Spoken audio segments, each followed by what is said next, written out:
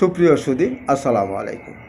যেসব বন্ধু প্রস্রাব জ্বালাপোড়া করে, প্রস্রাব কিটকিট কামড়ায়, প্রস্রাব ক্লিয়ার হয় না, তারা যদি নিয়মিত কদম ফুলের রস 4 চা চামচ করে একটু গুড়ের সাথে মিশিয়ে নিয়মিত 2বার খেতে পারেন, তাহলে 2-4-5 দিনের ভিতরে আপনাদের প্রস্রাবের জ্বালাপোড়া কমে যাবে।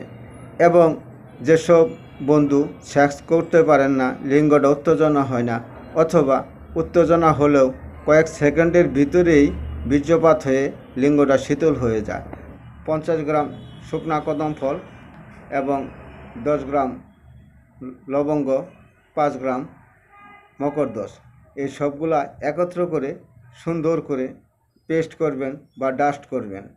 এই ডাস্টের সাথে একটু মধু মিশাবেন এবং একটু ঘি মিশাবেন, মিশিয়ে পেস্টের মতন তৈরি করে বয়মে সংরক্ষণ করবেন। প্রতিদিন রাত্রে শোয়ার টাইমে 1/2 চা চামচ করে খেয়ে একটু কুসুম গরম দুধ খাবেন। এভাবে যদি খেতে পারেন, যাদের সহবাসের স্থায়িত্ব কম, বীর্যটা পাতলা, লিঙ্গটা সহজ উত্তেজনা হবার চায় না, তাদের সুন্দর কাজ করবে।